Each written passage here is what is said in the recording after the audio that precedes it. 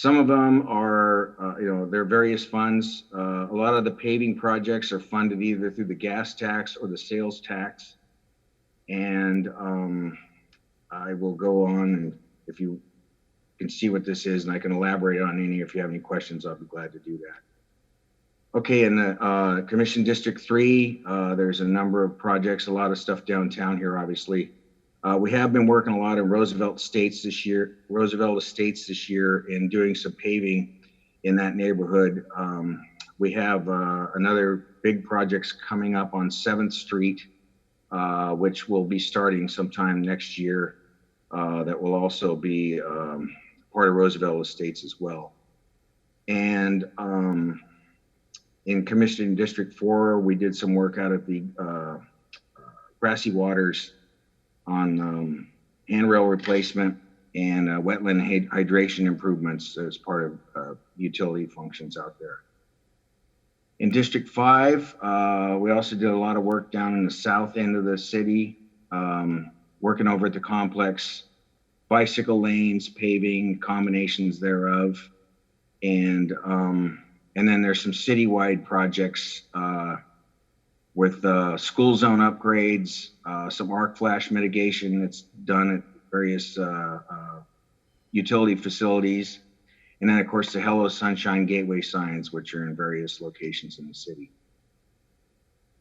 So the future revenue sources we're going to get for this year in our estimations, we anticipate that in the gas tax fund, we've been previously using, last year we used about $2.6 million as the figure. We recognize that there's going to be a shortfall in that projection from this year due to the COVID impact of people not driving. And we anticipate that next year, I'm being very conservative here and estimating that the revenue is going to be $1 million that we can put towards paving projects. Hopefully it's more than that, but I don't anticipate it's going to be less. And then we have sales tax revenue, which is part of that sales tax referendum that was passed back in 2016. And the revenues that were generated this year for that is $6.4 million.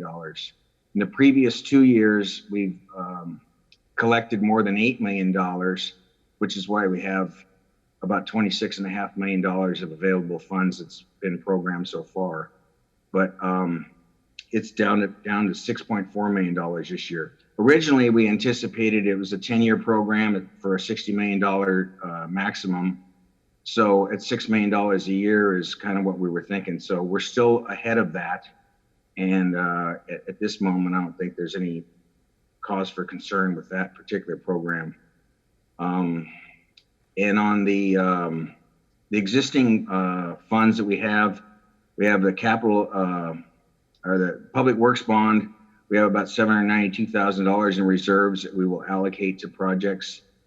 And in the capital project fund 304, there's about $122,000 left in reserves that we could potentially allocate to a project. And then, of course, this year we'll be implementing the new park bonds revenue, which is going to be about $30 million. And that's going to be allotted towards 30 specific projects that were identified for that. And that's going to be, we'll develop that plan for that in the next few months. It's not totally in our capital improvement plan yet, but we're working on doing that.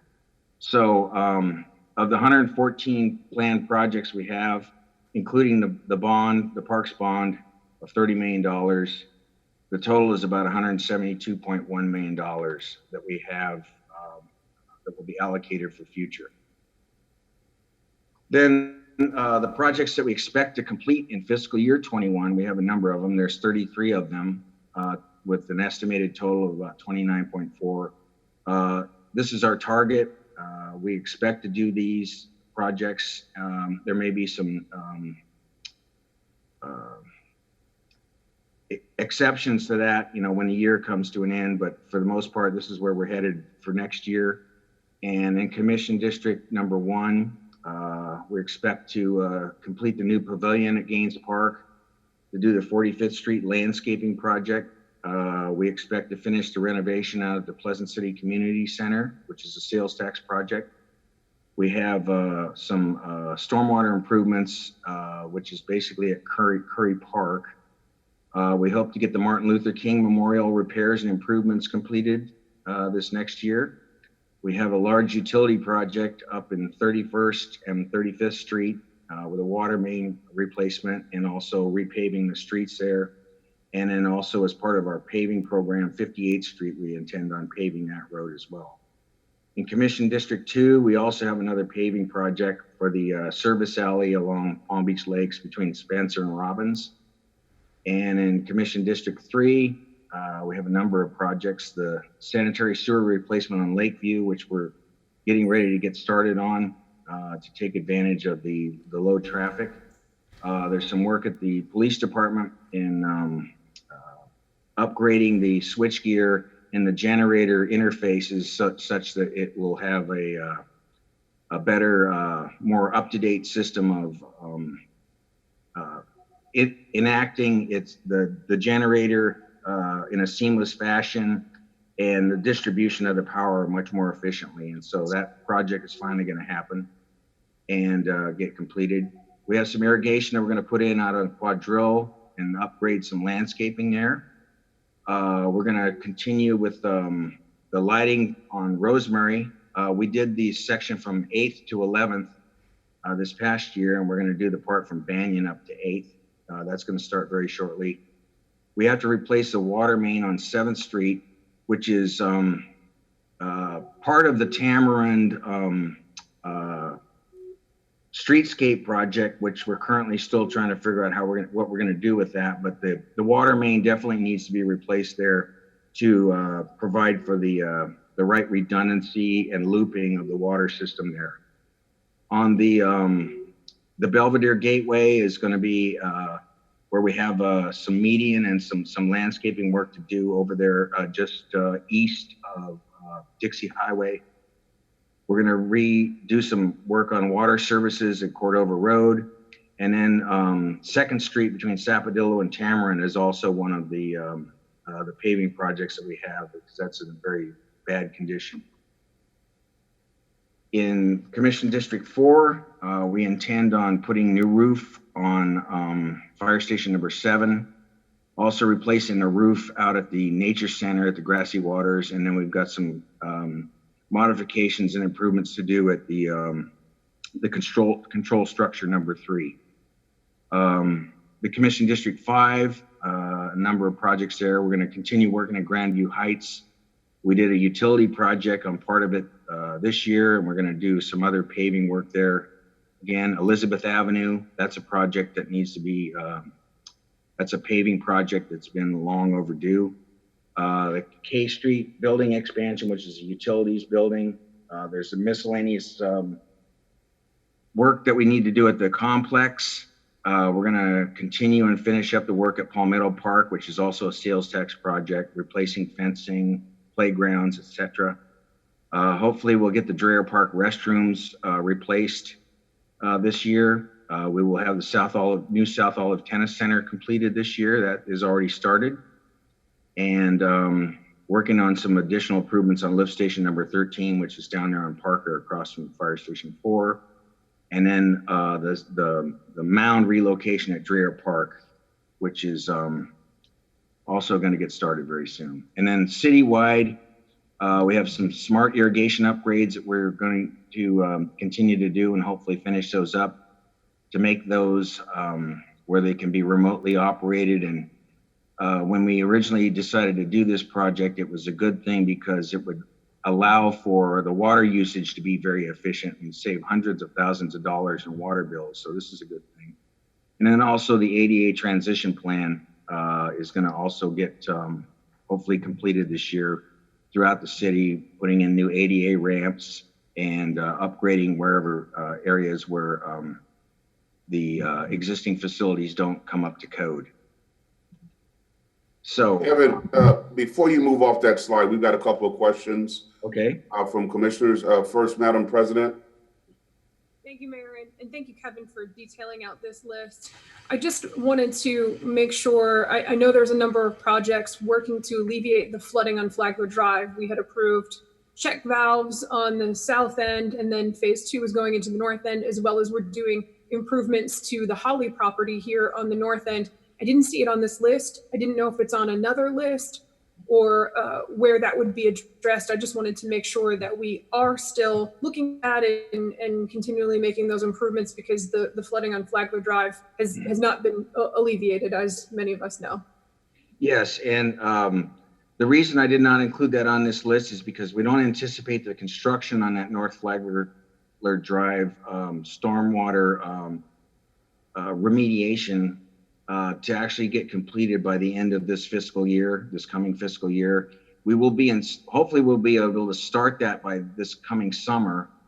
And we have an RFP out for a design firm to design the outfall pipe. We set forth a plan for how we were going to tackle that project, and we're working towards that plan right now. And the reason like I said, I didn't include that because the construction on it won't be actually completed until fiscal year 22, but it will start in fiscal 21. That's what our current goal is, to do that way. The tidal valve project also, we are going to begin to undertake that this coming fiscal year, but it is going to be sort of a progressive program, and the details on that are I think that we've identified like a dozen locations where we're going to go ahead and install these things, and I didn't anticipate that was going to be completed by the end of this fiscal year, but it will also get started this year, and I can share with you some further details on that as that gets further developed, and perhaps at a later session or something like that, we can do an update on that. But that's the reason those are not on here. So hopefully that answers your question. We have sufficient funding for both of those projects? There's already budget. No, we do not. We don't have enough. We don't have funding identified at this moment for either one of them. We have funding for the design work that we're doing, and we have anticipated funding for the tidal valve work. So it's going to be a utilities funds that are going to be used for those two projects, and we certainly need to get that identified. So remind me of the cost of each of those again. The tidal valves. The tidal valves are, I want to say they were like in about a $400,000 or $500,000 range. The North Flagler stormwater improvements is probably going to be hopefully under $1 million. Okay, but I'll need to confirm that actually. Okay. So I don't want to. I'm just trying to remember what the estimated costs were on those, but I can get that for you specifically. All right, we'll schedule an update on both of those soon. Madam President, do you have a follow-up?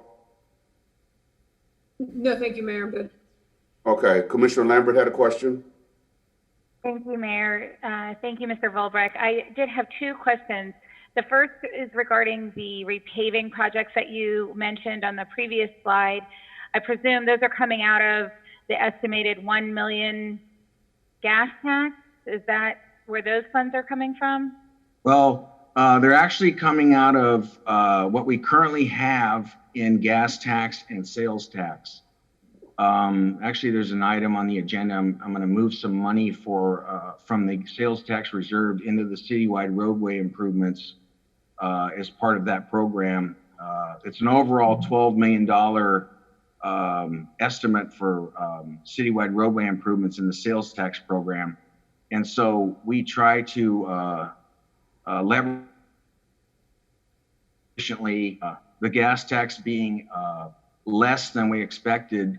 We're going to tap into the sales tax citywide roadway improvement funds probably a little bit more this year because of their availability. and it's appropriate to use either one for these projects. But the $1 million will certainly help to fund additional paving projects that we anticipate to get started this coming year. Okay? Thank you. And my second question was regarding your comment on the Dreer Park restrooms. It was my understanding that I thought that that was maybe budgeted in this current fiscal year, and then you made the comment that hopefully we'll get them done this year. Is there something going on that might prevent us from getting that finally completed? Well, there was a number of issues we had contractually with the approach that was being taken in doing a precast restroom facilities. We were hoping to get some FEMA money for replacing one of those. That didn't pan out. And so we have been working on, we have funds available for them currently in the budget. And we're working on our strategy on how we can accommodate these new restrooms there most cost effectively with the budget that we have. And so we're kind of not starting entirely over again, but we are reassessing our strategy on how we're going to do that. And I hope to have that, we hope to have that all in place so that we can implement that and get those restrooms replaced this coming fiscal year. That's why I use the hopefully term. Okay. Thank you. Commissioner Fox, you have a question? Thank you. I have two questions. The first one relates to just what you were talking about, the Flagler Drive project, and mentioning that it's not included here because it won't be completed in this fiscal year. It may begin in the fiscal year, but I guess to that point in general, does that mean anything that might be started now but not finished in this year, we're not giving that, we're not putting it in this budget, but in other words, we still might be spending money in some way to, get the project rolling in this fiscal year? Yeah, let me go back to, so yes. So the 84 projects that are listed here is ongoing, through fiscal 21 and beyond. There's currently funding of $169.1 million. So we may start a project this year and it's currently funded. The projects that we list on our CIP website are only projects that are actually funded. So again, I was just trying to show the ones that we finished this past year and the ones that will get finished next year, which I think is a pretty robust program. We're going to finish, almost $30 million worth of things, 33 different projects, throughout the city. There may be more, but to answer your question, yes, we have funding available, and some of these projects that may get started this coming year may carry on into the next year, but they're funded. Okay. Is there a follow-up, Commissioner Fox? Yes. Well, I have a second question. I was just curious. Sure. One of the earlier slides was just listing some of the funding sources that you have, and one of them said, for example, the fire assessment fee. And I was curious, are there things that you're using the fire assessment fee for the work that you're doing? I'm just trying to get a clear idea of where this money's going. Okay, so what I listed here, this is actually currently in the fiscal FY20 budget. There's $1.5 million of capital cost for the fire assessment. Some of it actually is still allotted to fire stations 4 and 8 that we will not need for fire stations 4 and 8. The revenue coming in for the fire assessment fee, has been adjusted. I think it's something on the $6 million range. Mark or Linda could probably clarify that for us. But, we use some of the fire assessment fee to help construct fire stations 4 and 8. And hopefully this $1.5 million will stay on the books and eventually accumulate more fire assessment fee money that can go towards fire facilities. But the The only reason I listed it here is because it's available in capital cost, and I don't anticipate utilizing that for any projects this coming year.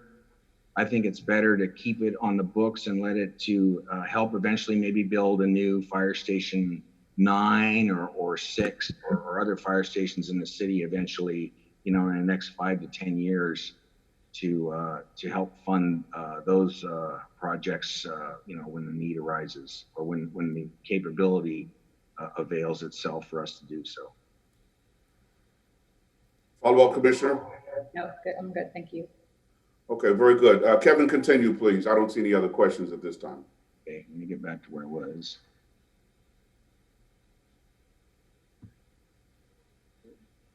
Okay, so for the unfunded projects that have been requested, there's about $4.8 million that's being requested for next year, which we don't have the actual, well, it may be from the Public Works bond or the capital fund reserves. We have about $900,000 there that might be able to be used for some of these things. There's a number of repairs and that need to take place out at the complex and here actually at City Hall. Not necessarily, I'm not sure whether or not that can be done with capital funding or if it needs to be done with real estate management funds. That still needs to be determined. But there's definitely a need to, we're currently undertaking a structural assessment of City Hall to determine the integrity of the waterproofing and the recommendations for improving that or rehabilitating that system. And then, essentially there's a $65,000 estimate to actually do the work. And then the booster pumps need to be replaced here at City Hall, and that's been identified as a $65,000 cost. So the funding sources for these needs to be established in order for us to be able to go forward with this. On the transportation side, there's we need to make sure that we can identify funding, like for instance, the 49th Street. We may be able to use gas tax or sales tax for that. We just haven't identified what that is yet. And the 25th Street is also part of a LAP program, and we need to provide the matching funds for that. So we're going to have to identify where we're going to pay for that out of. That may come out of the sales tax or the gas tax as well. What's a LAP program? That's the local area participation grant program that we are engaged in with FDOT. From the TPA? It's part of the TPA, yes. And Carver Avenue Safety Improvements is the same situation. So we just need to identify how we're going to be able to pay for these. Again, I think we might be able to utilize gas or sales tax money for those projects, those transportation projects. Next, the police department has a number of items that they've been requesting, $5.2 million worth of things. They put together a pre-funding over the next few years for their fleet and for vehicle replacements as well. Pre-funding of a specialty vehicles. We can fix some doors in the garage. They've been asking for these bomb suits for a while, the bomb response vehicle and the bomb robot. I'm not sure where this source of funding is going to come for any of these things. The ones that I could think of that we could potentially still fund from our bond program would be the security system and, of course, fixing the doors in the garage. The other ones are it's uncertain what the funding would be for those, but these are the particular projects that the police department has requested in the capital program. And then Kevin, before you move off of that slide, I have a question from Commissioner Lambert. Thank you, Mayor. Kevin, just curious, can you talk to us a little bit about how this list came to be? That obviously we only have so much money, and so something has to go unfunded that was requested, but how was it determined which programs would be funded and which would fall on the unfunded list? Well, this falls on the unfunded list because it was requested by the police department, and they've been providing a list to us every year, and most of those have gone unfunded. I don't know of the funding source that would be able to pay for any of these particular projects, except that I know that we could potentially use, we have some bond money available for police department building improvements that could be used. It would be applicable to use for the garage door replacement and the security system replacement. But other than that, I don't know what the source of funding could potentially be for any of these. So that's how that gets established. They asked for it. I listed it because it wasn't determined what was funding any of these at this point. I was merely suggesting funding sources for those two particular ones, for the $482,000. Do you have a follow-up, Commissioner? I do, thank you. On the previous slide to this, you listed the City Hall granite facade, and I realize the $65,000 is a drop in the bucket for the total unfunded. I think it was over 50 million. And certainly I want to make sure our buildings look nice, but there's other things on here like safety improvements that I would think would have a higher priority. Do we also prioritize these lists, or is it just based on funding availability? Well, the priorities are different in the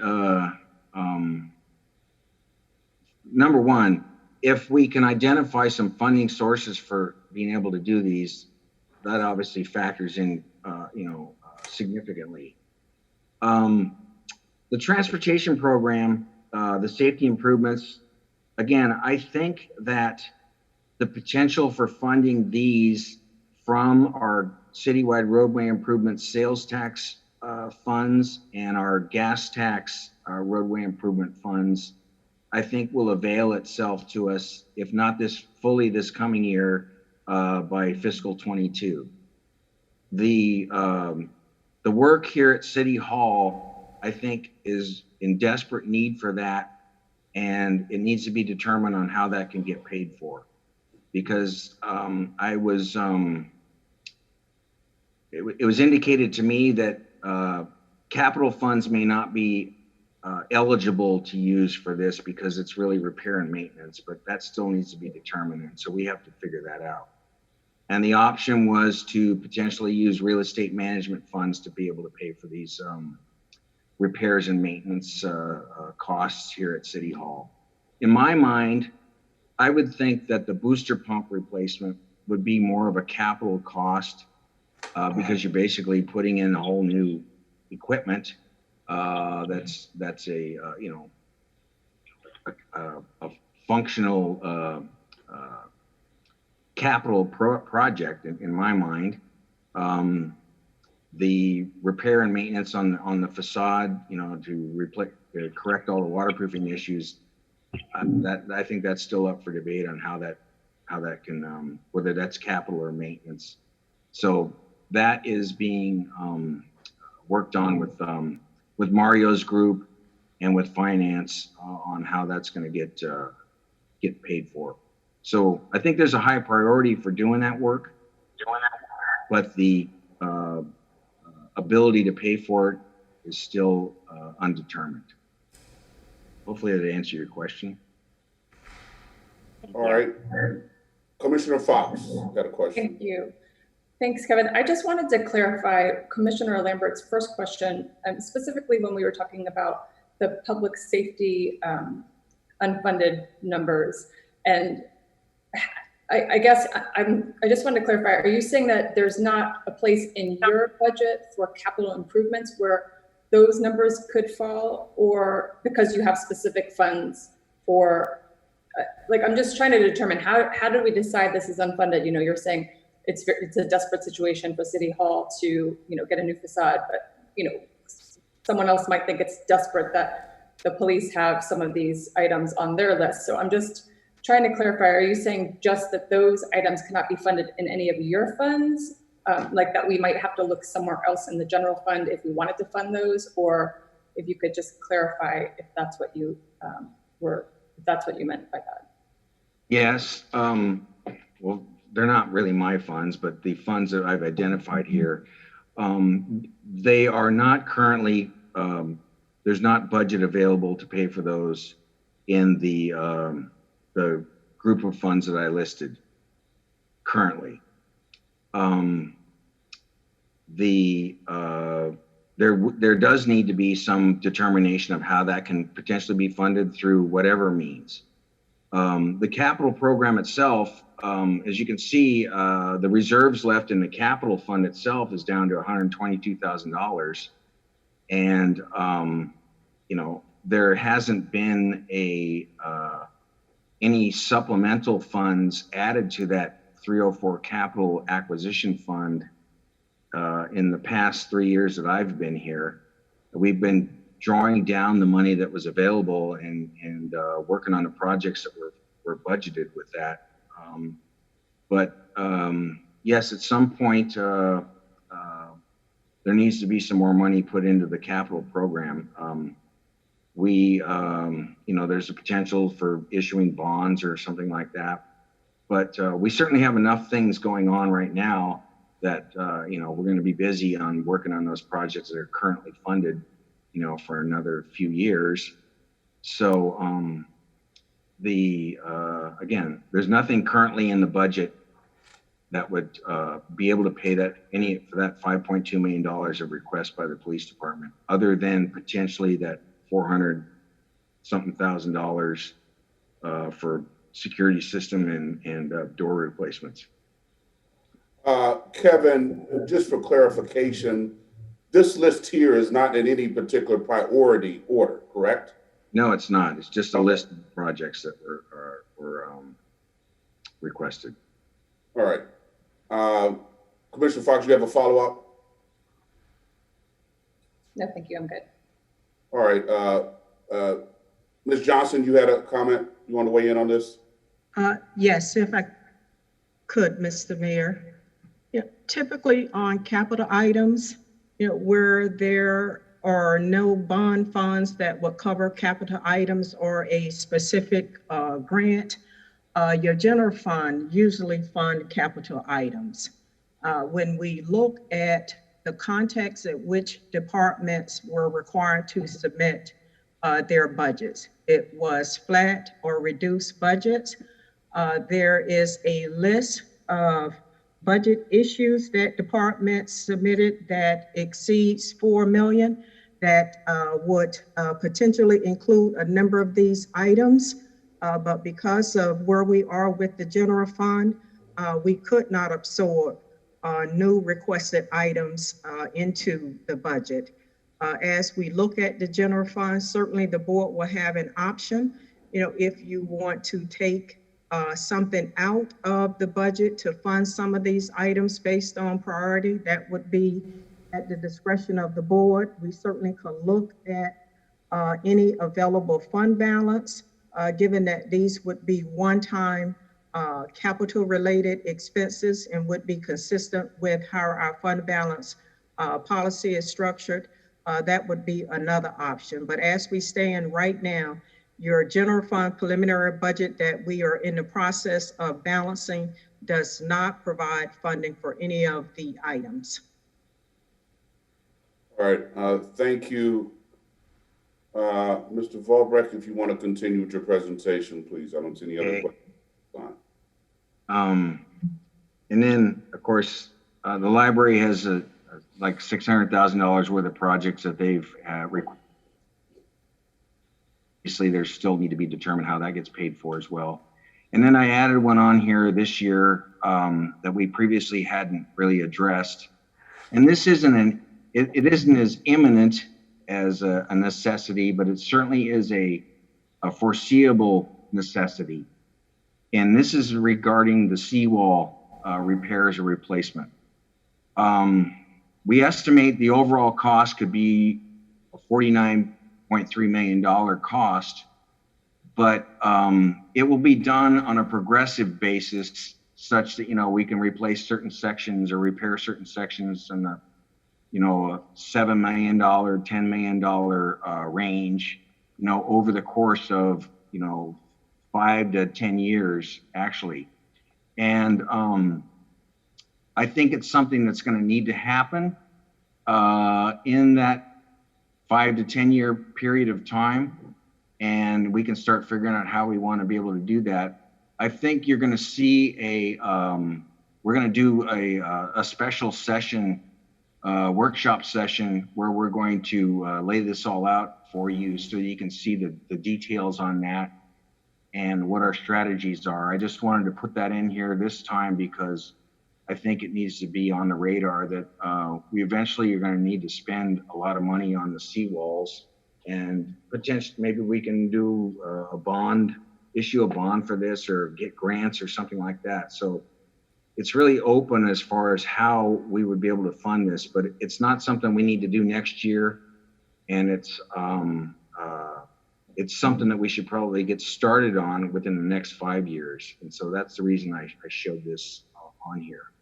So, but we will provide you with a presentation on the whole seawall repair replacement issue, hopefully very soon, that will enlighten you further on this, and then we can talk about how we're going to be able to do this. But I just wanted to get it on your radar for now, so that we can keep thinking about that.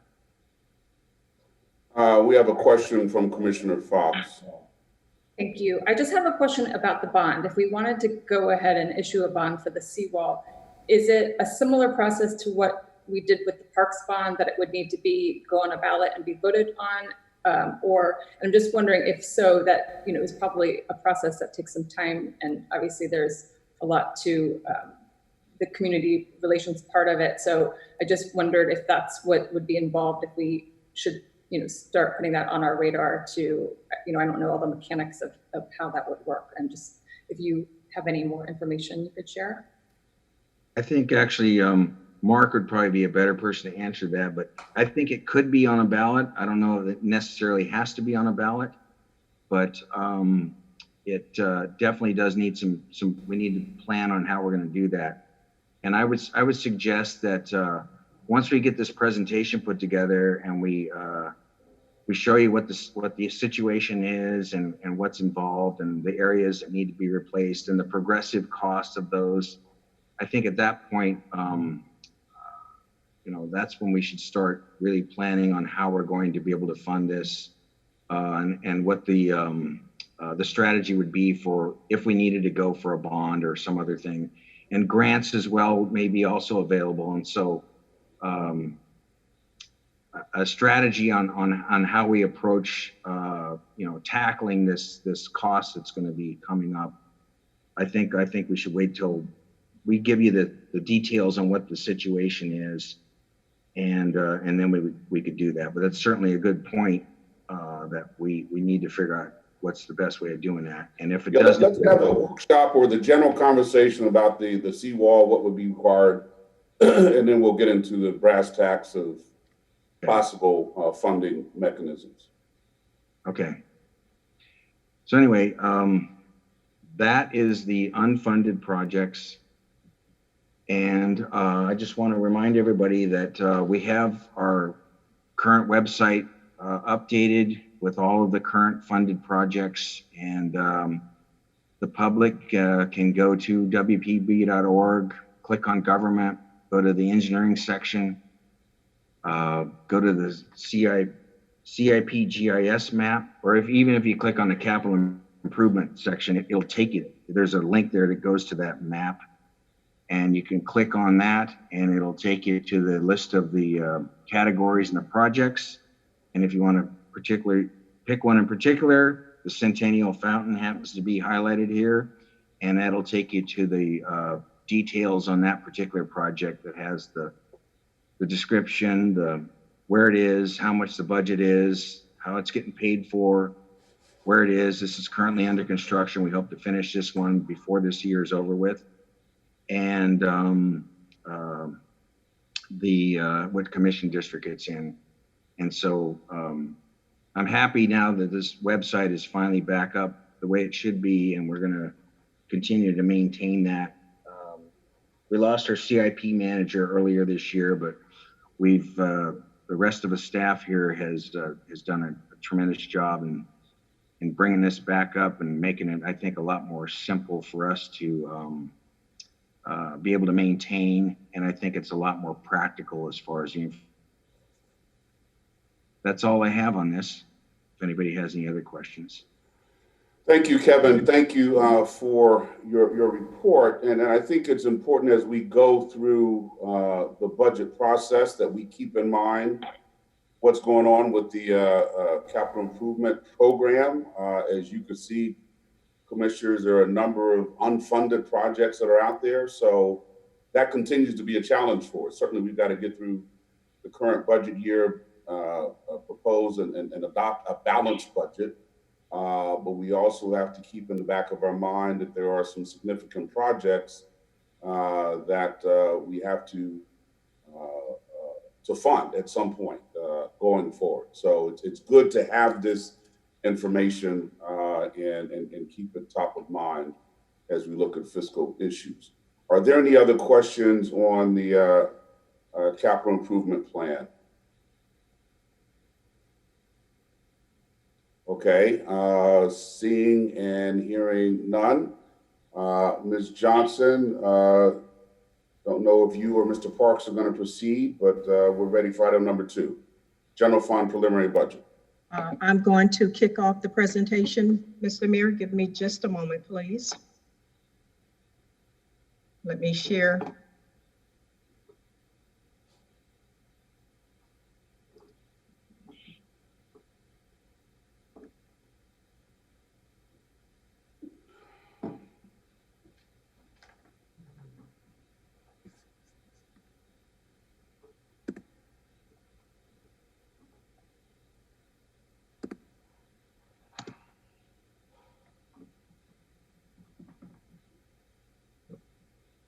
We ready? Mm-hmm. Yeah, but I need to make certain that the board can see it. Yep, they can see it. All right, so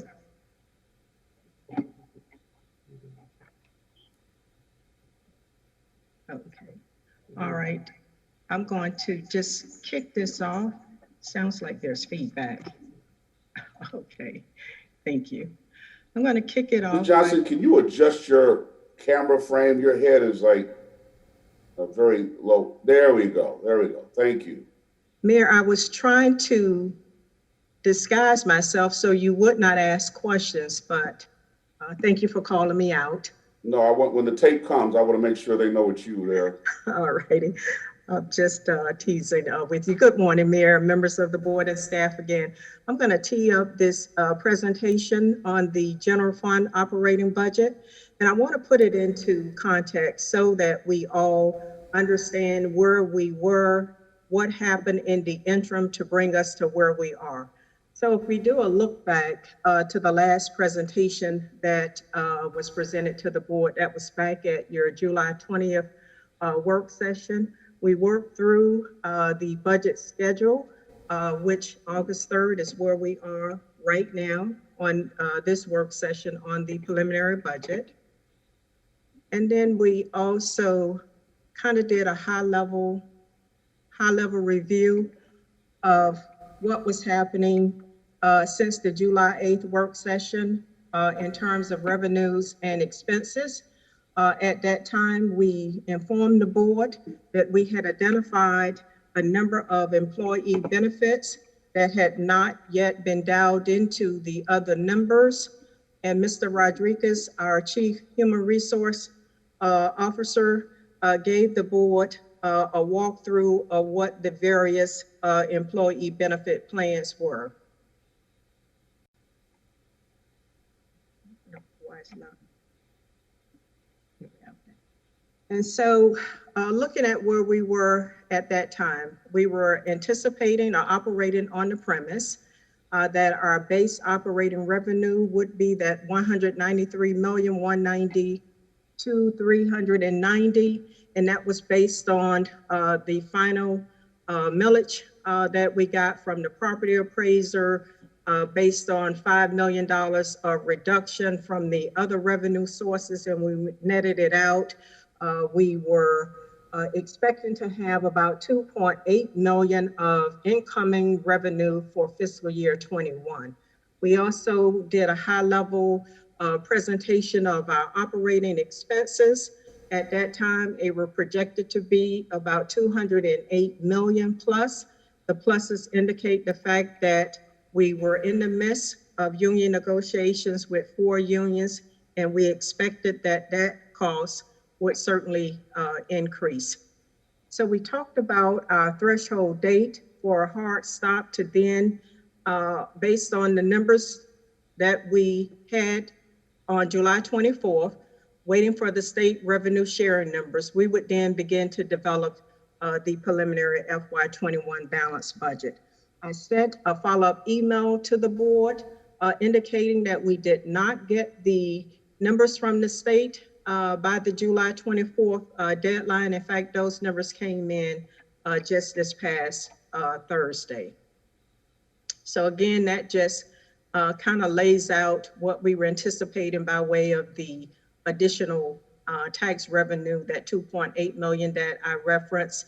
And we talked about the board's priorities in terms of things that you all wanted us to make certain that we included in the budget, certainly covering all of the city's obligated expenditures, and then to the extent feasible, the various other items as part of the budget mix for FY21. I presented to the board a methodology by which we would look at developing and pulling together the preliminary budget, and it consisted of those 4 key principles. But things have changed dramatically since then. I'm going to turn the presentation over to our Chief Financial Officer, Mr. Parks, to walk the board through in detail information that was presented or sent to you in summary of the change in our revenue picture between then and now. Mr. Parks?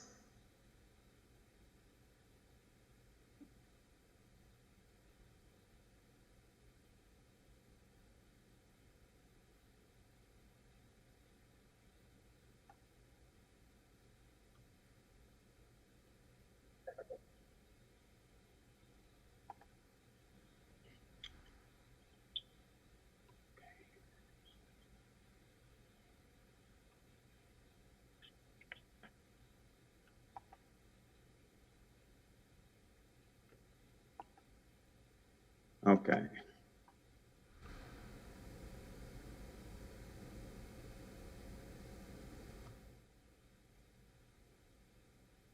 Here we go. Okay, so today there have been a few changes, and we'll highlight those, and that's just on the revenue side.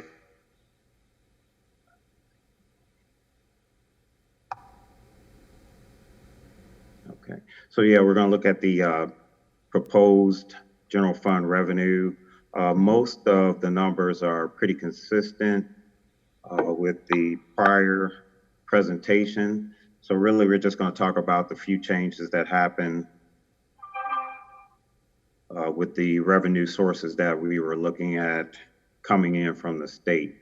So we talked about these, and these are in millions. So you're looking at the primary revenue sources, looking at the property taxes. As you know, they went up about $7.7 million.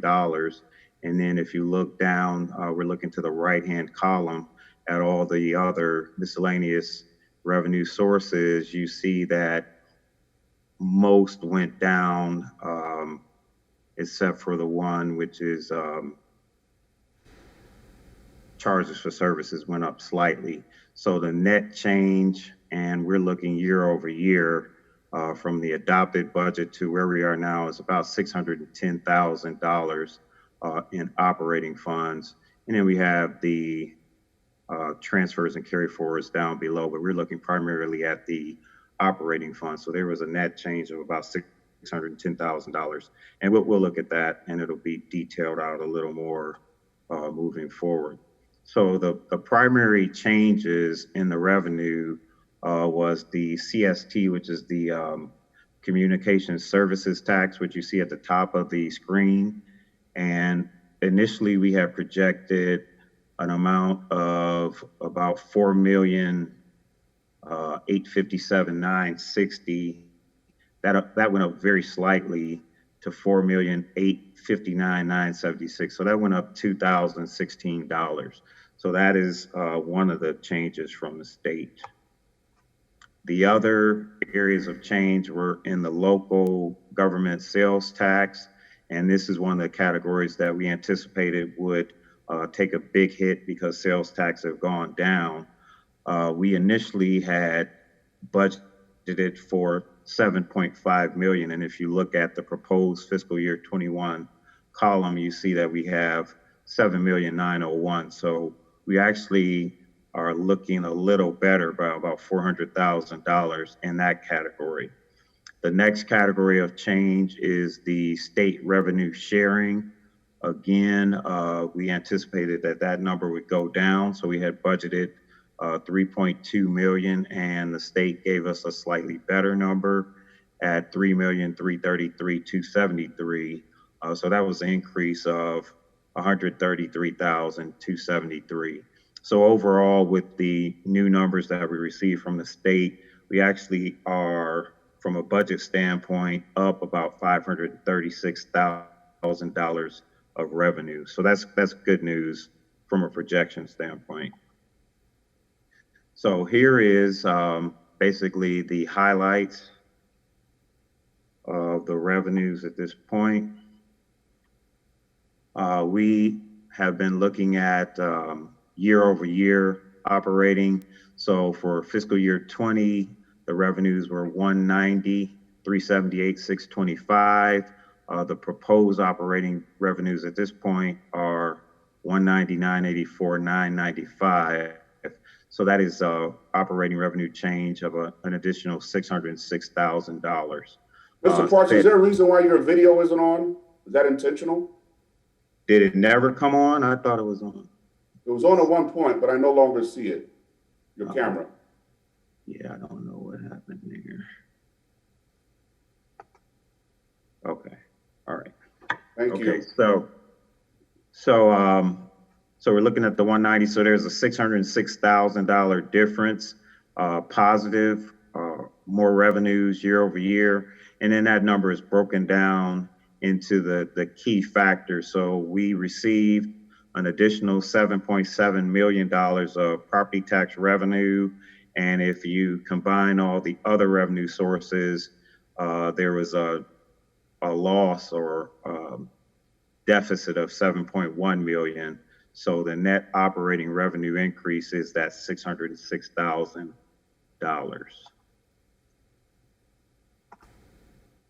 And that is where we are from a revenue standpoint at this point.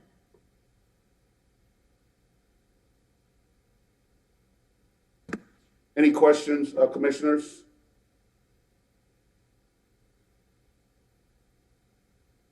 I don't see any. So, Ms. Johnson, if you want to continue.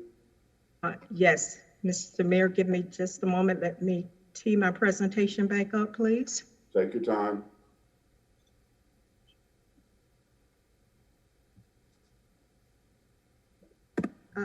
As Mr. Parks indicated, we are now operating with additional revenue of the 606,000. And in looking at the income and expenses, the city finds itself similarly situated as most, if not all, municipalities in our region, as well as in our nation, actually. I want to just share with the board, and I know that's hard to see, but that is a survey results from the National League of Cities. And some of the points that the survey found was that 100% of municipalities that responded to the survey indicated that they were being negatively impacted by the COVID-19 pandemic, that they were looking at having to do furloughs, staff cuts, maybe even salary cuts and the likes. So what we are going through certainly is no different from what is being experienced nationwide. Staff at various levels throughout the organization has been participating in different webinars based on their specific areas. And it is across the board where the discussion relates to the challenge that municipalities are facing with having to balance their general fund budget. One in particular that Mr. Parks and I, as well as members of his staff, participated in at the mayor's direction last week was one that actually the National League of Cities sponsored. And there were 3 municipalities, the city of Gainesville, the city of Petersburg, and then one of the counties in Kentucky. The main discussion there was on 2 different fronts. What municipalities were doing to help their local economy to be able to survive through the pandemic.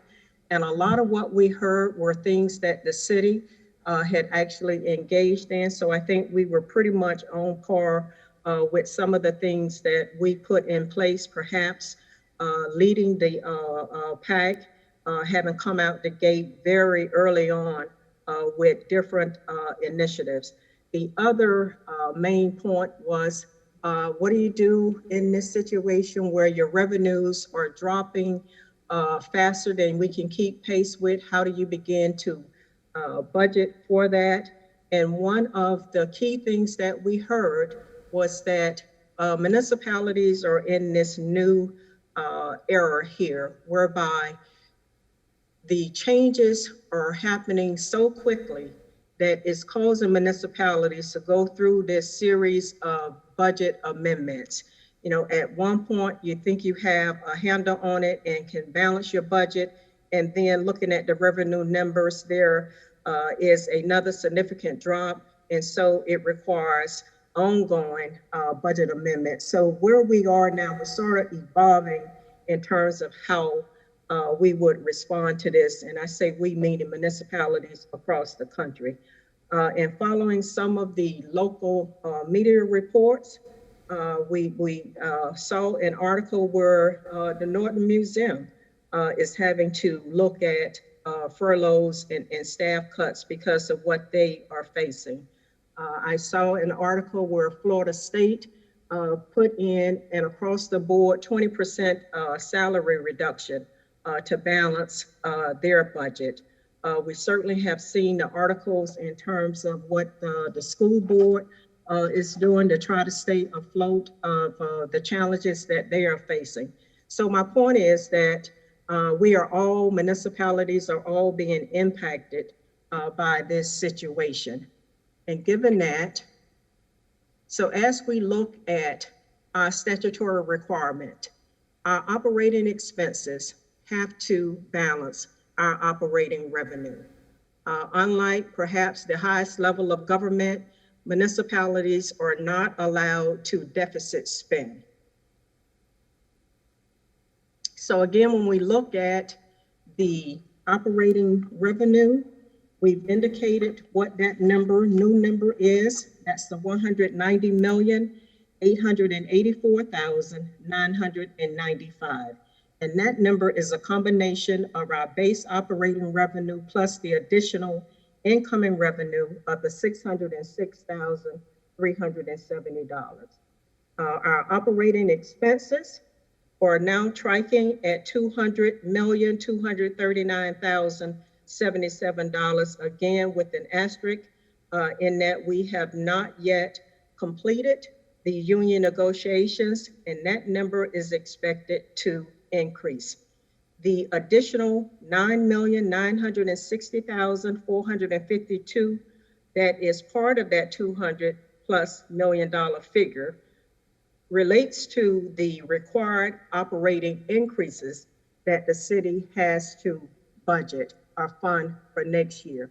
And I want to underscore that I have titled the operating increases as required because they fall in a different category from what you normally see when you're developing your annual budget. You have required expenses related to health plan and benefits, and we'll go through that. And then you have requests, above base requests that I intimated at as we talked about the capital budget. Those above base or budget issues, as we term them here at the city, are not part of this 9.9 million.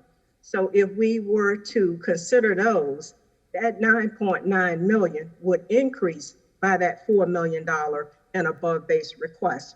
And financially, we're not in a position where we could consider the above base issues from the various departments. So as we look at the required expenses without delineating these specific dollar amounts, these are items that have been presented to the board in various prior work sessions. We have increases coming into the budget related to our health insurance plan, our liability claims, workers' compensation, the general and auto liability insurance policies are going up. We have contractual obligations with a number of different areas. There are some staff career progressions that the board approved. We have the 15 firefighters that are coming back into the budget. We have required pension costs related to retirement that we have to fund. And then we have some operational expenses, as well as some priority capital items that are also coming into the budget for consideration. So I wanted to give the board just an idea of how challenging of a job it is when you start looking at a $10 million operating gap and where you find that within the budget. So if we look at our budget on a high level in terms of the categories, the lion's share of our budget is personnel services, which is very, very typical. I think you would find that with all, and I would be shocked if there is a municipality where personnel services is not the lion's share of their general fund. So just looking at that 67% of our budget related to personnel services, that's about $127–28 million rounded. The other category, and these are discretionary categories that the board could look at how we balance our budget.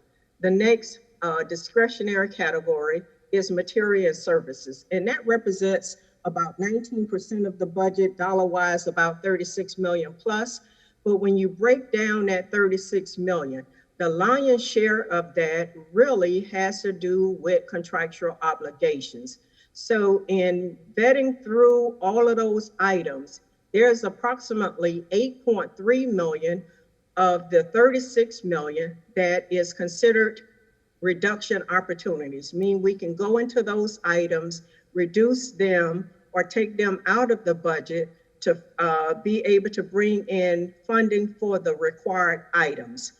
Some of the items that are wrapped up in that number have to do with operational expenses, and those are ongoing supplies that departments have to carry out their operations. You have various professional services contracts in there. Some of them are not mandated at this time, and we will be looking at pulling them out of the budget. One that stands out that we would have to do on an annual basis would be our annual audit. So we have to go through each item by item and determine which ones the city would be required to fund for next year's and where we have that reduction opportunity and pull it out of the budget. Your economic development program funding is in there, and we'll be looking at an opportunity of how we can maintain the board's priority with providing economic development, or perhaps scale back some of that funding as we put together a balanced budget. So moving along, our operating budget picture as it stands right now is out of balance. Our operating expenses far exceed our operating revenue. And therein lies the challenge that staff is working on, bringing it into balance as is required.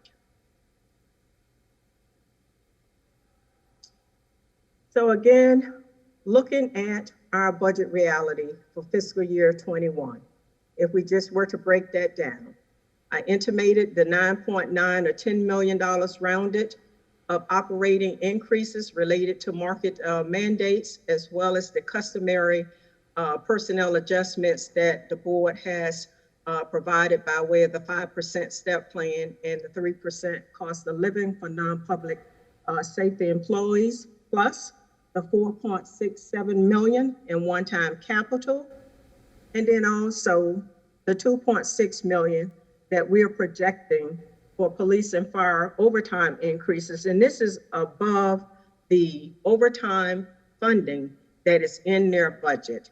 We talked about some of the impacts that police and fire are experiencing based on the number of COVID-19 calls and additional duty that is required, as well as the number of protests that our city is experiencing that requires our police officers to have to work above and beyond normal work hours. So as we look at the job of balancing the budget, we have to absolutely include all of the obligated expenditures. I consider that to be uncontrollable. We don't have a choice there. We have to meet our legal obligations. As we talked about in prior work sessions, to the extent financially feasible, the board has indicated as a priority, you want to maintain existing program and services. You want to continue with the city's #1 priority on public safety, to maintain our current workforce intact, to cover the negotiated union items that still remains to be seen, and then include the 5% step plan as well as the 3% COLA. And that's a tall order. I'm not going to sugarcoat or soft pedal how big of a challenge that is. And I would ask the board to keep in perspective, when you look at where the lion's share of our expenses are in personnel and the limited amount of the material and service funding that is deemed to be discretionary, when you try to put together a budget with the mix of priorities that the board has indicated, it takes a lot of detailed review and analysis and thought to put together a balanced plan. There are a number of options that we could take that, in staff's opinion, would not rise to the level of what the board indicated. So we looked at a methodology whereby we would reallocate our operating expenses. We would fund the one-time capital from available unassigned fund balance, defer budgeting the increases for police and fire, and just see how that increase is occurring through strictly managing and monitoring that. And at the end of the day, if there is a shortfall, then our only option would be to look at reserves, because the board has indicated that there is not going to be an increase in fees as is appropriate, because we know our community is struggling, as is the city. And so we're operating on the basis that the $600,000 in revenue is the revenue that we have in terms of additional incoming revenue. So again, you see this kind of laid out in a different format here, that total dollar amount that we are looking at, and that's on both sides of the ledger. You have the $10 million that's on your operating side, and that's what we have to bring into balance. And then the other 7 falls on the side of your one-time funding. So it's going to impact both sides of our budget ledger. So in terms of now, how do we begin to balance the budget? If we pull out that 2.6 million And again, that is an anticipated increase in overtime. Set that aside in terms of a contingency fund if the increase in overtime continue to track as it has trended this existing or current fiscal year.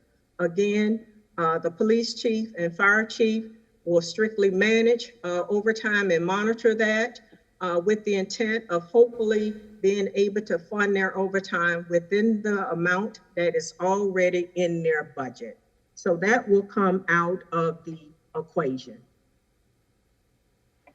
Moving on into the 4.6, 4.7 million in one-time capital to designate that to be funded from available unassigned fund balance.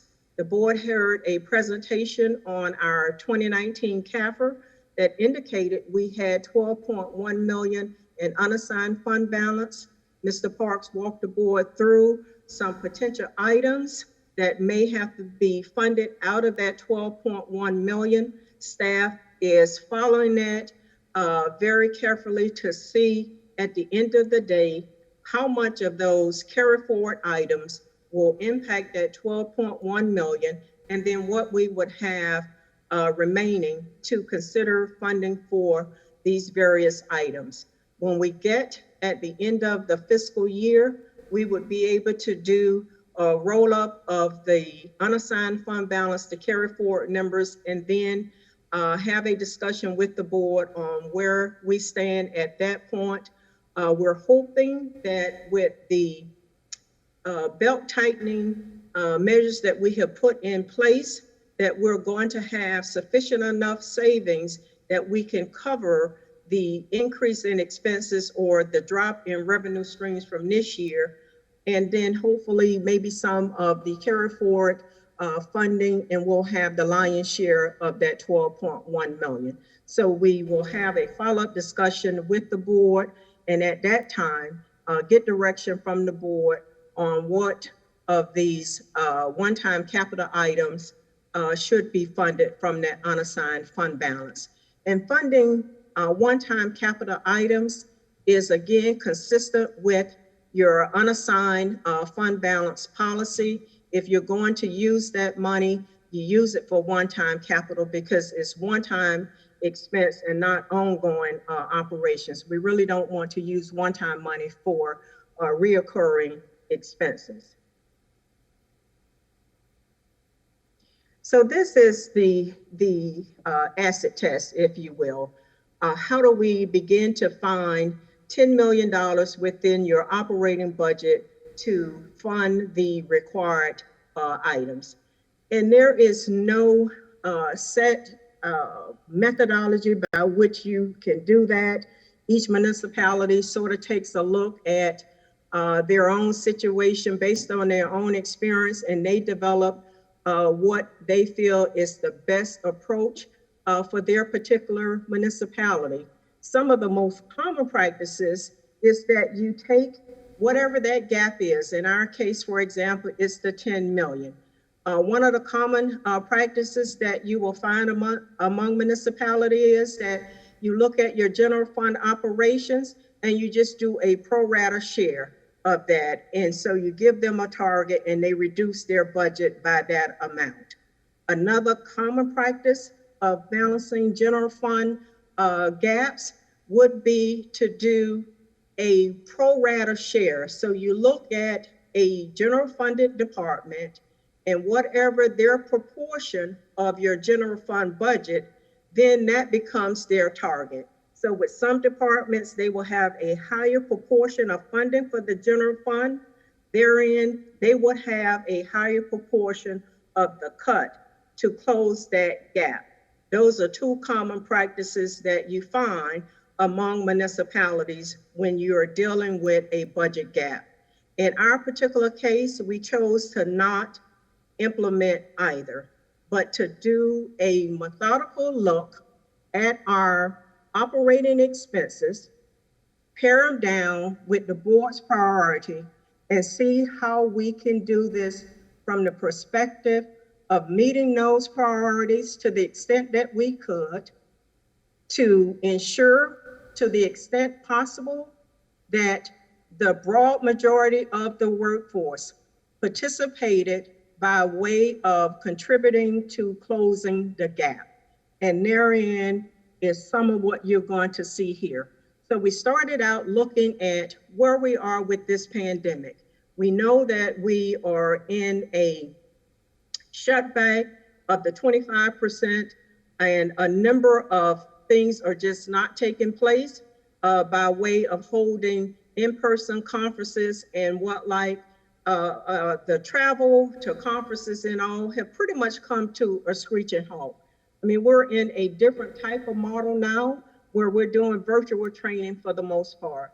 So we looked at the travel, the training, and the professional services line items and eliminating all of those items that are not contractually obligated. So where we have contractual obligation, and I mentioned professional service in terms of the audit expense, that funding would be left in the budget. We may need to look at making an exception when it comes to travel on a very limited basis. The mayor and I are still looking through that, but we do anticipate that there would be a very small allowance for that. But for the most part, you're looking at zeroing out funding for those various categories.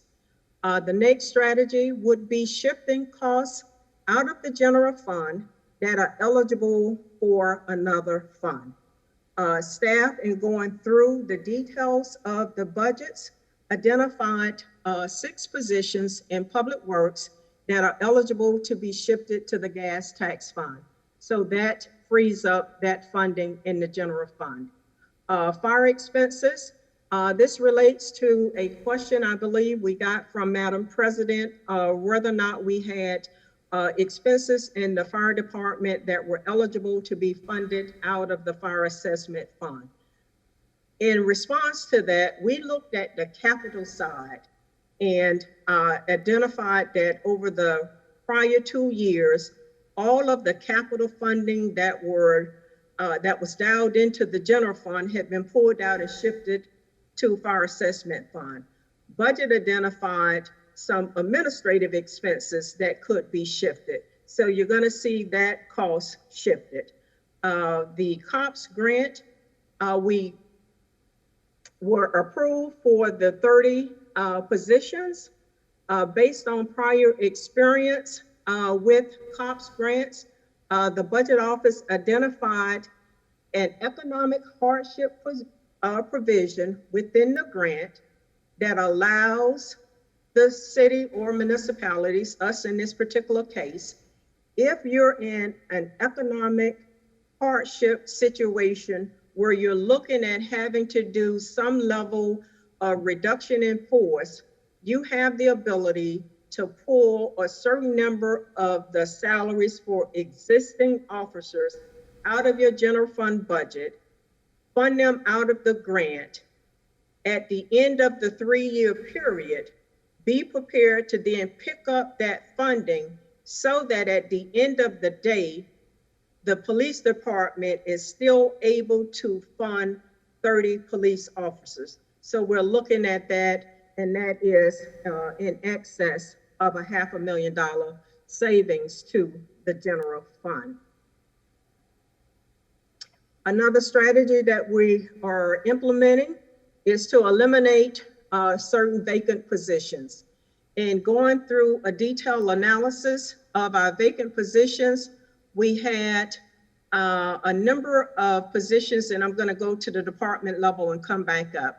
We had a number of vacant positions within departments that had been vacant prior to 2019. From the standpoint that departments had identified a way to continue that service, it was not feasible to then keep those vacant positions within the budget. So those positions are being eliminated. They have been vacant prior to 2019, some of them as far back as 2016. So that funding is being stripped out of the budget. Early on in the calendar year, the mayor, through a phased-in approach eliminated 3 positions within the mayor's budget, and that was taking the assistant city administrator complement down from 5 to 2. And so those positions are coming out of the budget and the related funding. Another strategy is the elimination of temporary and part-time positions. Various departments have part-time positions. They are taking a look at the functions of those positions and where they have been impacted in terms of workload due to the effect of COVID-19. Those part-time positions or temporary positions would come out. On the temporary side, a couple of departments have used temporary services for specific tasks. The funding for temporary services is coming out of departments, and that workload would be spread among existing staff. Another strategy, and this is where we probably are going to experience the biggest pain, because it's going to hit individuals who are currently in positions. And we looked at this as an absolute measure of last resort, but it was just impossible to escape layoffs to some level. I think at this point it's a minimum level, and we looked at it from the standpoint of what operations have had their services really sort of maybe scale back because, again, of COVID-19. We know that various programs or services that the city operate are not being provided at the full level because of the new reality in terms of how we're operating. That hits primarily our library services and programs and parks and recreation. So the 2 department directors looked at their program budgets and identified where we need to scale back programs and funding, how we can continue some level of services and programming now under a new model. And that is, we're doing a lot of that, if not most of it virtually. We did have some level of summer camps that were provided in person, but again, not at the level that we have done in the past, because we have to meet social distancing guidelines, so we're operating differently. Where we have identified the program reductions, there are related staff that would be impacted and unfortunately laid off. I want to underscore that this particular action has nothing at all to do with staff's performance. It is solely related to COVID-19 impacting services that have to be reduced. And if we look at it from the perspective of what we're seeing in the private sector, where different types of businesses or companies are not operating, they are not in a position to maintain their staffing at that same level because their business has been impacted. And the city, like a number of other municipalities, are looking at the impact of COVID-19 on particular services and making those reductions. And that's the area where you're seeing the largest share of furloughs or outright layoffs. We're looking at where we have staff who's going to be impacted, putting together placement services that would include a variety of things. Ms. Ferrio and Ms. Stefano are looking at what kind of assistance can be provided to those impacted employees through the various programs that the city offers.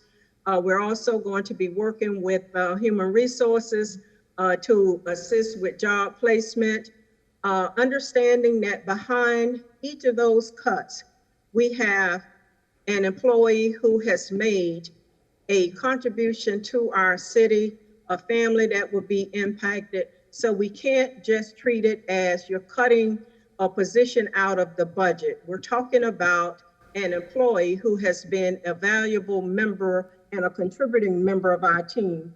And so we want to put together as much assistance that we can to help them hopefully land on their feet with another job placement and some assistance in the interim till they get to that point.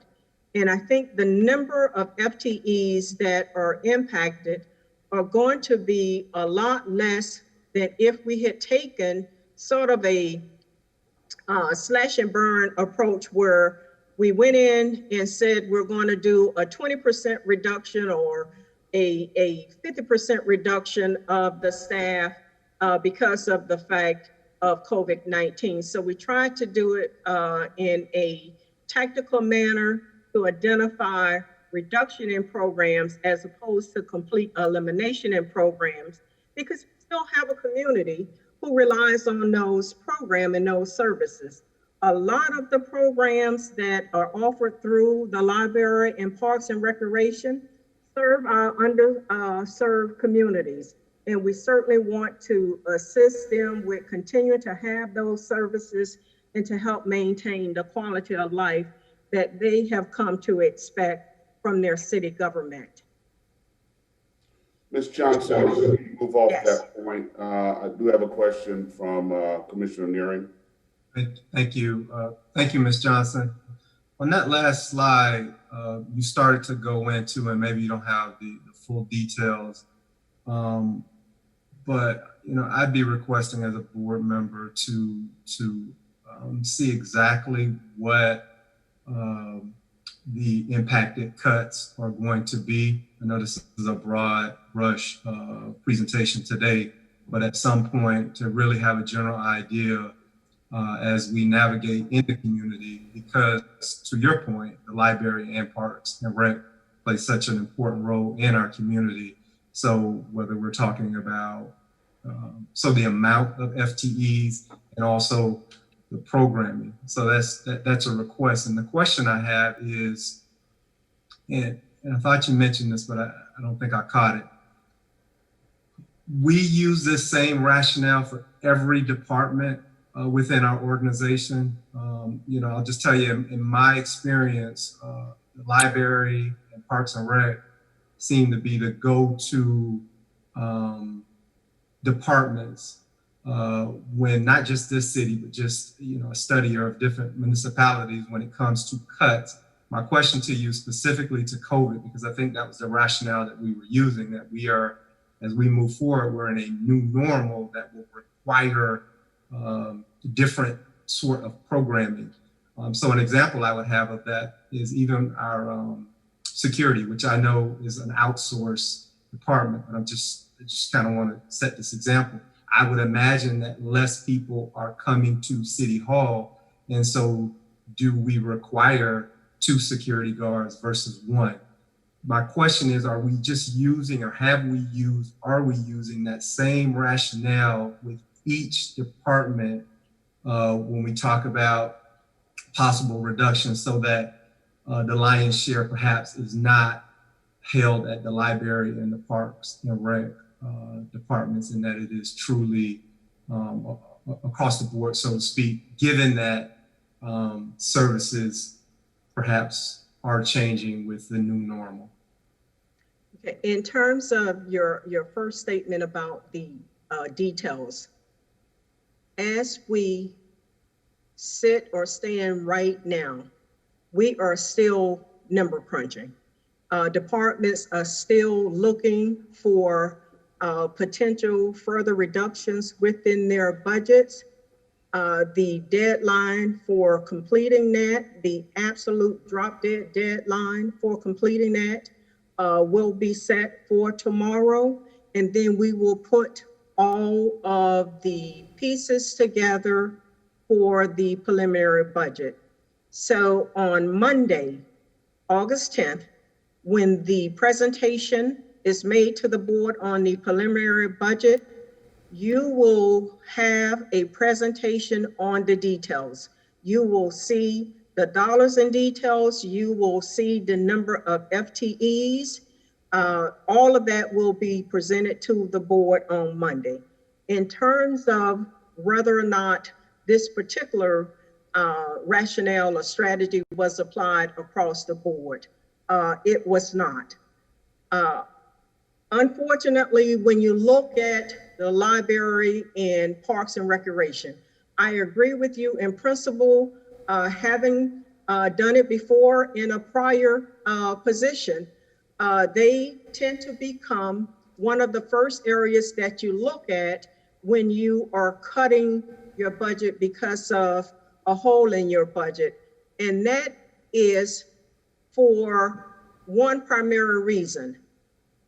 Statutorily, the municipalities are not required to provide those services. So municipalities have the most discretion in terms of cutting those particular services. And I'm not intimating about the political feasibility of doing that. I will share with you one of the biggest attacks that I came under as the St. Lucie County Administrator was a proposal to close 2 of the 5 libraries. And the most emotional thing that happened to me in that experience was being the subject of a letter writing campaign from 4th graders about proposing to close libraries. So, you know, I take having to look at libraries just from that personal experience with all due care and diligence here. But the fact of the matter is, when you look at the services that your library and your Parks and Recreation offer, those services were funded at a certain level pre-COVID-19. When you look at where we are from an operational standpoint, it's very difficult to keep funding and staff at a pre-COVID level when we are in the very throes of COVID-19. So I feel we absolutely, from a financial feasibility, have to look at that.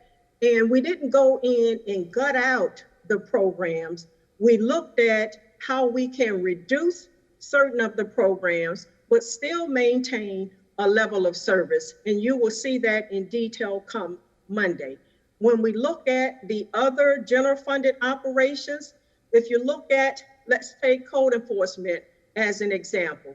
I think we're going to still have the same demand for code enforcement, whether we're in COVID-19 or not, because you still have code violations and the likes. That's going to continue. So from my perspective, that would not be a COVID-induced reduction that we would look at. You're still going to pretty much have the same level of demand for your legal services. I wouldn't look at that as a COVID-19 induced reduction. When you look at sanitation, the city still has to maintain sanitation services within the city. COVID-19 is not going to require or induce a reduction of sanitation services. So I didn't think it was feasible to do an across the board COVID-19 induced reduction, but to focus on where that real impact from COVID-19 happened to fall, and then do a scale back of those programs as opposed to a gutting out of those programs. But your point is very well taken in terms of them being, you know, one of the first places that you look at when you're closing a budget gap. Is there a follow-up, Commissioner? I think my only follow-up, and thank you for that, Ms. Johnson. I think the only follow-up would be, you know, once have an opportunity to look at where we land, I think I can make more of a comment, but I appreciate your explanation of the process. Thank you. Thank you. Madam President, you have a question? Yeah, thank you, Mayor, and thank you, Administrator Johnson, for that explanation. And I think probably a lot of my question will be cleared up with some of those details. I can appreciate that some of these programs have naturally been scaled back because of not being able to meet in person. My main concern here is that the reduction of these programs impact the hardest those that have the least. Many of them reside in my district. And so, you know, while I can see that there are plenty of families that I'm sure have the resources to be at home, make sure that their children are taken care of during the day, work from home remotely, those parents that can't work from home remotely, that have to go to a job, have to have a safe place that they can go and have their children be taken care of. And I know a lot of residents, specifically in the North End, rely on our camps. And I know our camps have been running at the capacity that they can to be safe and socially distant.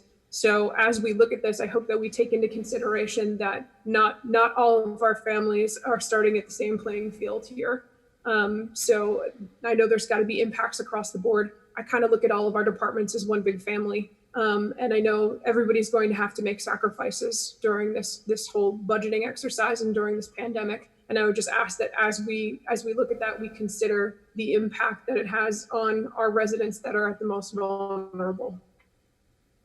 Point well taken. And I think, you know, given the basis at which we are looking at how we reduce those programs, to the extent feasible, we took those very things into consideration by not going in and eliminating the programs completely, but scaling the programs back, therein reducing the amount of funding.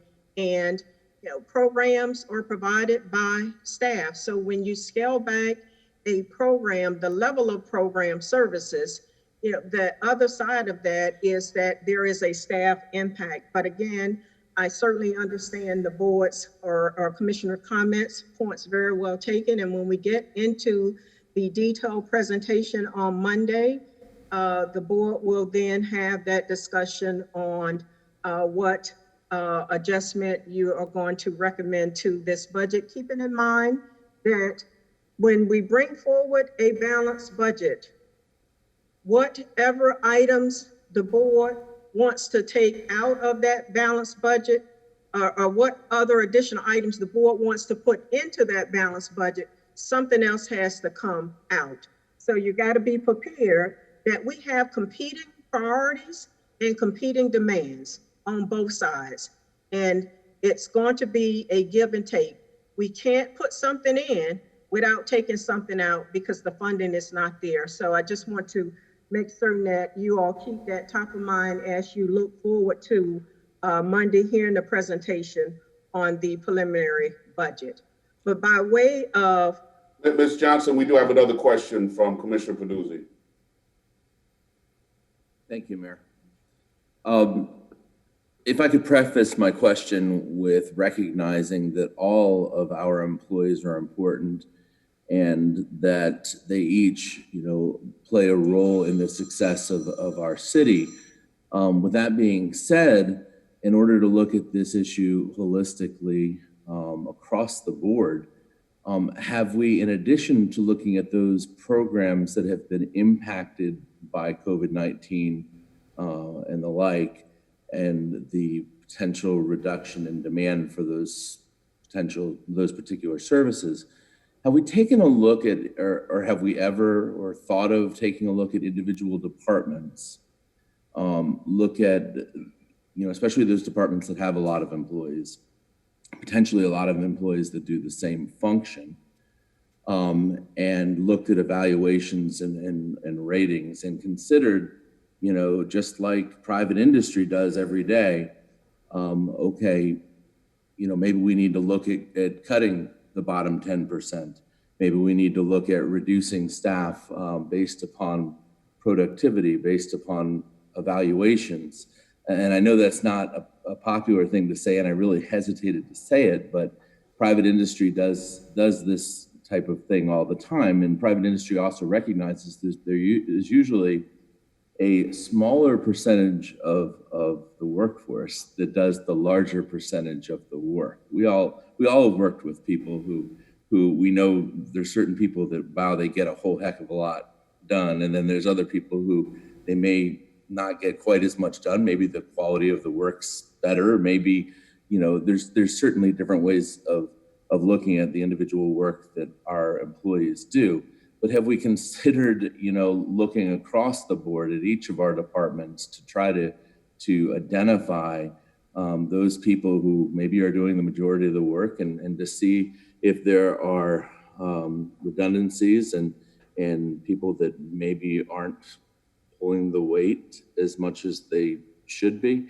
And I apologize for even bringing it up, but these are hard times, and I think we're going to have to make some hard decisions.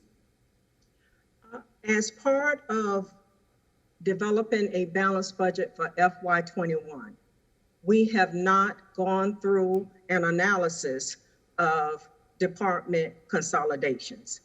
That would take place once we get past a balanced budget. When you look at how fast things are changing here with revenue drops and just trying to keep our head above water and budget for what is happening, the analysis of department consolidations take quite a bit of more time. From the standpoint of doing budget or reduction in forces based on performance, the city or municipalities don't have the degree of luxury that you find in private corporations. We have a layoff plan, and if we got into a reduction in force where it's across the board, you would set that up where you, based on whatever that target number is, you're going to then do across the board layoffs. However, that layoff plan is going to dictate who in the end actually get laid off, because they would have, certain individuals would have bumping rights. So you can't do a layoff plan targeted at, if you will, for talking purposes, because we don't want to send a signal that that is the case. But you can't do develop a layoff plan that is performance-based. So you identify, let's say, maybe the top achievers, and they are secured in the organization and not subject to a layoff plan. And then those who perhaps don't perform at that same level, they become the subject or target of the layoff plan. That's not the premise of which you develop a layoff plan. Where you deal with or address performance, that's part of your annual appraisal. So I have to believe that our department directors are addressing any lag in performance through their annual evaluation process, as well as performance issues arise within their departments, that they are addressing those with departments.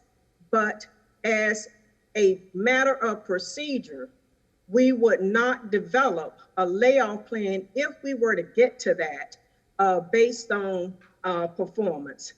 When we look at the value of all employees, I wholeheartedly agree with you. All our city employees are contributing members to our organization, keeping our city moving, and that is part and parcel of what makes having to do any measure of a layoff difficult, because you have employees who have contributed. So it's not based on them not performing, but because of the sheer reality of where we are. And when you look at departments that have the high number of employees, that's going to touch on public safety. One of the things that the board has set as a priority is that public safety is maintained as your number one priority. So it's very challenging if you do an across the board based on number of employees and you do a carve out for some of the larger staff departments. So there are a lot of moving parts and elements that you take into consideration. But at the end of the day, no, I'm not looking at identifying top performers within a department, maybe not so much a top performance, and putting together a layoff plan for the mayor and board's consideration. If we get to that, we would be looking at, from a synergistic functional standpoint, what makes sense for a department consolidation? And if that is done, then of course you then scale back some of the top level employees. On your comment about the bottom 10%, when you look at how our general fund employees' salaries are structured, about 46% of the general fund employees earn $50,000 or less. So if we looked at doing a reduction of the bottom tier, you would almost have to completely eliminate that tier, and it still would not yield enough of a cost reduction to close the gap. So we got to go into a higher level of salary employees, and that's the last part of the budget plan. Okay, Ms. Johnson, let's just there, because I think that will address some of the concerns that have been raised in these questions. But Commissioner Peduzzi has a follow-up. Yes, Commissioner. Yes, Mayor, and I certainly wasn't suggesting cutting the bottom 10% of our salary, in terms of the amount of money people make. I was talking about just taking a look at, the bottom performers and potentially saying those would be the first that would be cut. And I think you hit on, just the fact that you said that's not the way it's looked at in government. I think you hit on, one of the areas that we get a lot of criticism in government for is that, there are certain practices that are done in the private sector that probably make the private sector potentially more efficient than government in some areas, because they do look at those high performers and reward those high performers, and they weed out the bottom performers. So I'm not necessarily, I wouldn't suggest that bottom performing people are the lower paid people, because I'm sure there's people at the very tops, the upper echelons, making $150,000 that aren't performing as much as similar employees making that kind of money. I'm just talking about looking at this thing holistically. And I also wasn't suggesting that we make cuts from public safety. I do think that public safety needs to make sure that everyone's performing at a certain level as well. But right now, the last thing we should be doing is cutting public safety staff who are at least presumably doing a baseline level of work in protecting our community. So I wasn't suggesting that at all.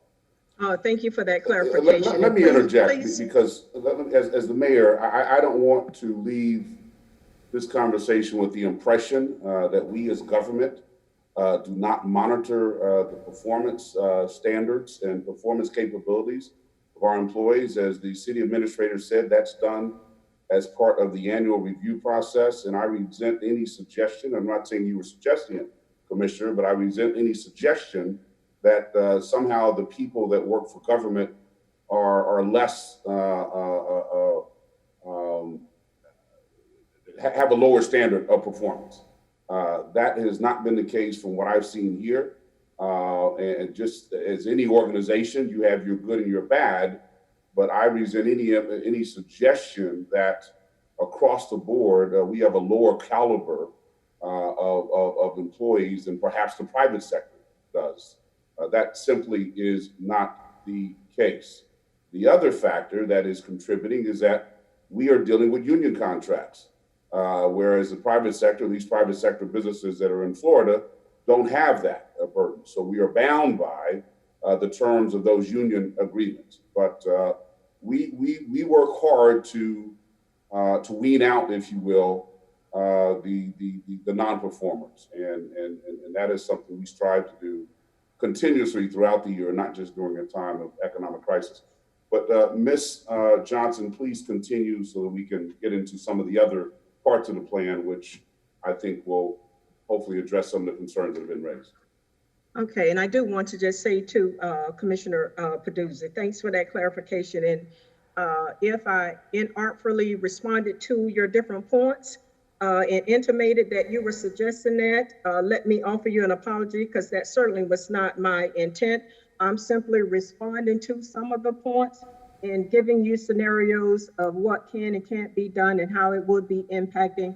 The board has made it clear on the priority of public safety. And so I am in no way intimating that that is a suggestion coming from you. So please accept my apology on that point if that was my intimation.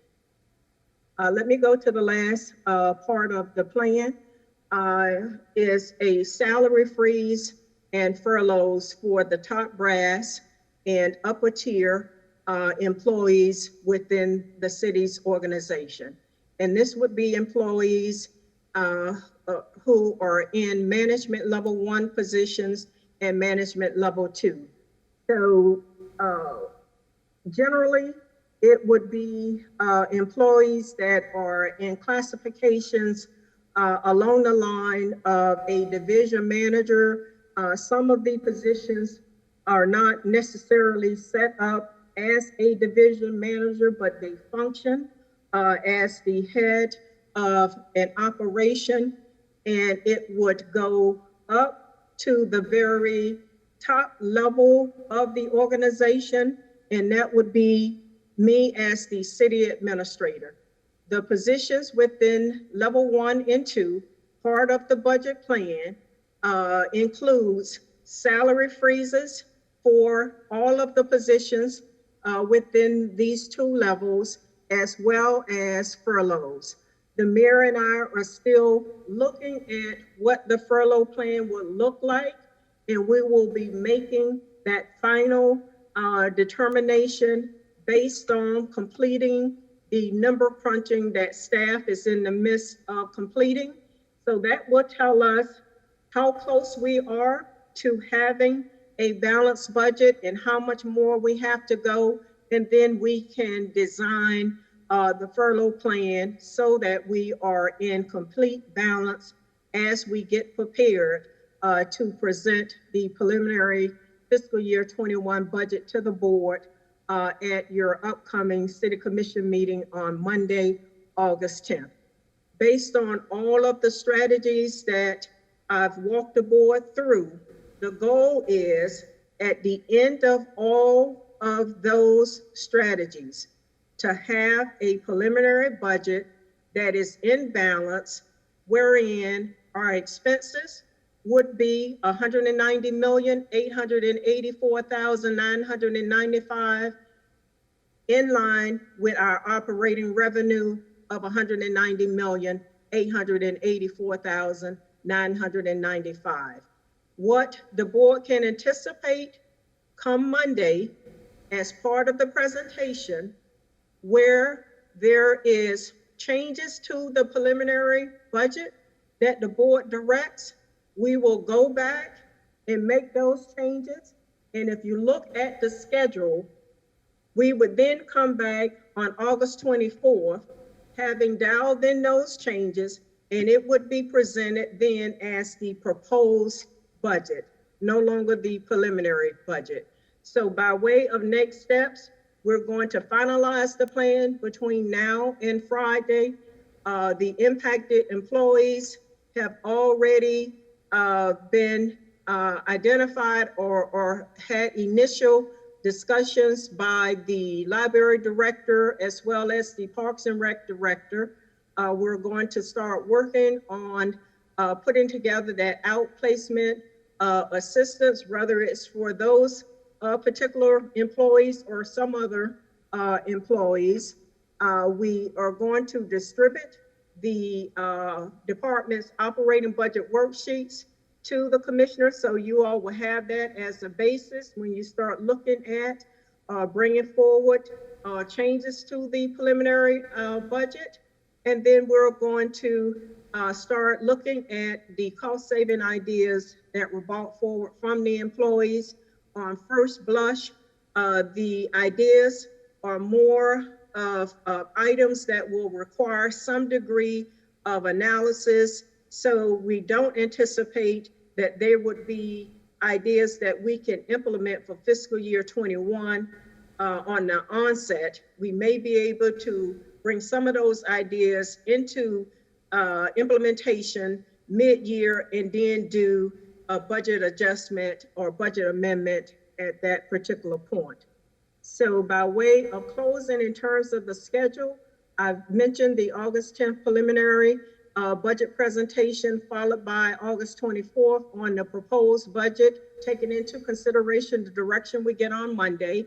And then we will tee up the proposed budget after August 24th for the September 10th and September 24th first and second budget hearings. And with that, Mayor, I'll turn it back to you and the commissioners.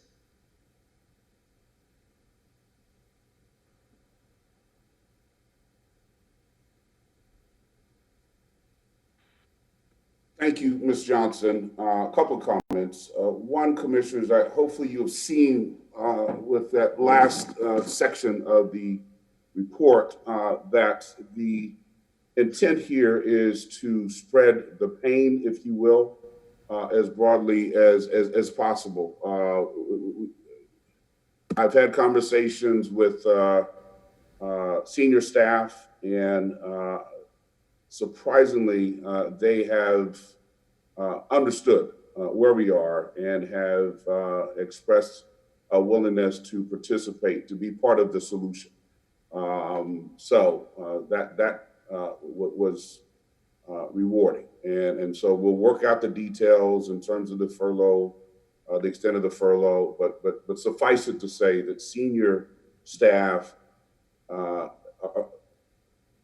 is on board with being part of the solution to this budget deficit that we're in. Also keep in mind that we are still undergoing negotiations with the unions. So we don't know the full extent of the pain yet, because we've not yet hammered out those union contracts. We are cautiously optimistic that we can get there sooner rather than later, but it's a negotiation. So in any event, this is a 30,000 foot level. Further details will be provided to you. We'll certainly get more details on Monday as to the nuts and bolts of the proposal, but we wanted to at least lay out to you the direction in which we're headed. And I'm happy to answer and staff happy to answer any questions that you may have, having heard the presentation.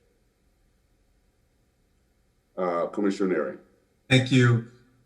Ms. Johnson, regarding the union negotiations, and because you are in negotiations, I'm not asking for details. I'm curious, though, do you have a general idea, understanding it is a fluid number, but a general idea in terms of a range of what,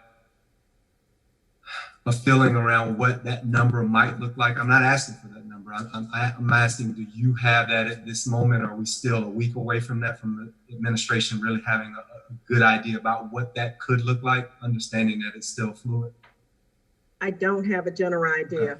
Okay. All I can say to you is that the proposals are not are at a level where we will not be able to fully accommodate them. Okay, thank you. We have a number that we know that we will be putting out there. Whether to be accepted or not is a different question. And again, I'm not trying to get into any negotiation strategy, but we're really at the point where it's fish or cut bait. We're not trying to throw out numbers for the sake of being cute. The numbers we'll be throwing out now are really the numbers that we can live with as a city. Whether the union will accept that or not, the unions will accept it or not, is a different question. Mayor, if I could just add a footnote, based on the work that we still have to do and trying to come into balance for tomorrow, I'm not comfortable that we have a number. Okay. And so, yeah, I just want to be clear. As we stand right now, we thought we were at a place where we knew what we could provide until we got the hit on Thursday. So that sent us back to the drawing board, which is why I'm of the position that as we speak, I don't have a number, because I need to see what other reductions departments are bringing forward to then see how close we are to a balanced budget. So that's just the footnote that I would add. Okay. Well, we'll talk. Commissioner Fox. Thank you. I was going to ask something similar to Commissioner Nearing, but I guess to further that point, I'm just curious, in one of the earlier slides, there was one of the strategies included, for example, the fire, moving the fire, expenses into the fire assessment fee. I'm curious, I mean, I know last year we raised the fee, but I'm wondering like where is that money going to? Is there a list that we can look at to see exactly what those expenses look like? And is there, in terms of the slide where you were showing sort of one of the strategies of moving those different expenses into that fee, are they not already being used by that fee? I'm just kind of trying to get my head around, when we're negotiating with the unions. I know, for example, like in that one instance, we have an additional fee that we started using last year. I'm wondering just where is that money being allocated for in the next year? Okay, let me just set union negotiations aside, and I'm just not going to speak to them again in concept at all, because we are in very tough union negotiations. But on the component of the budget plan, but shifting fire expenses out of the general fund into the fire assessment fee, that amount is about 225,000, somewhere in that range. So it's not a big ticket amount, but again, we are looking for any little amount that we can shift out of the general fund that is eligible for another fund. So that is the amount. You or the board will have these specifics of what that is presented on Monday, but it is in the range of about $250,000.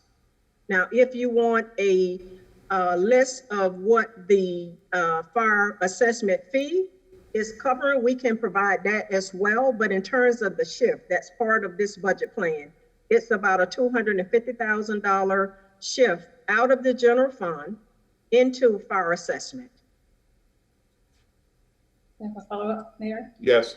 I would love to see those numbers. And I'm curious because I heard in Kevin's presentation earlier, he mentioned that there was 1.5 million from the fire assessment fee that was going into the capital projects.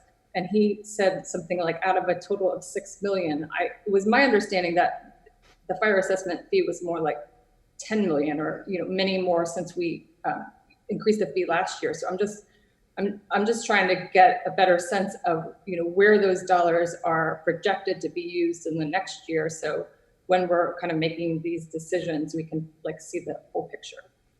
Yeah, we can present that full picture on the fire assessment fund. But keep in mind, the fire assessment fee can only be used for certain things, and it cannot be used for personnel. Right. It cannot be used for personnel.